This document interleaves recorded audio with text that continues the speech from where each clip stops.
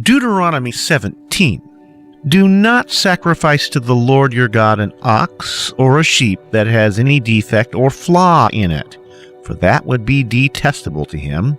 If a man or woman living among you in one of the towns the Lord gives you is found doing evil in the eyes of the Lord your God, in violation of his covenant, and contrary to my command, has worshipped other gods, bowing down to them, or to the sun, or the moon, or the stars in the sky, and this has been brought to your attention, you must investigate it thoroughly.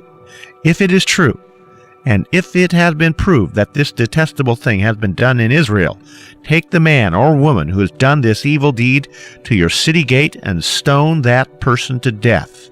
On the testimony of 2 or 3 witnesses, a man shall be put to death, but no one shall be put to death on the testimony of only 1 witness.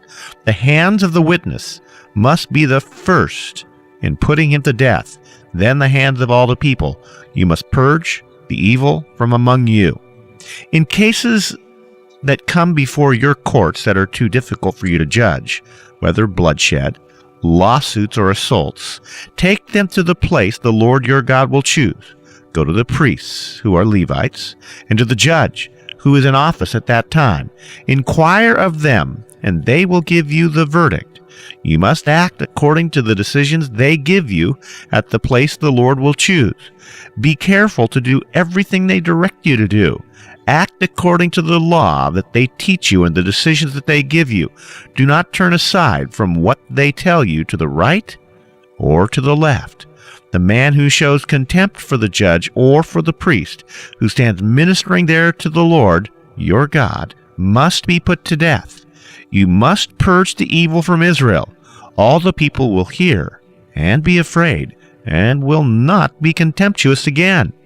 When you enter the land the Lord your God is giving you, and have taken possession of it and settled in it, and you say, "Let us set a king over us, like all the nations around us," be sure to appoint over you the king the Lord your God chooses.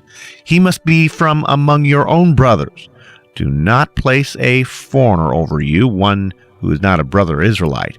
The king, moreover, must not acquire great numbers of horses for himself, or make the people return to Egypt to get more of them. For the Lord has told you, you are not to go back that way again. He must not take many wives, or his heart will be led astray. He must not accumulate large amounts of silver or gold. When he takes the throne of his kingdom, he is to write for himself on a scroll a copy of the law, taken from that of the priests who are Levites. It is to be with him, and he is to read it all the days of his life, so that he may learn to revere the Lord his God, and follow carefully all the words of this law and these decrees, and not consider himself better than his brothers, and turn from the law to the right or the left. Then he and his descendants will reign a long time over his kingdom in Israel.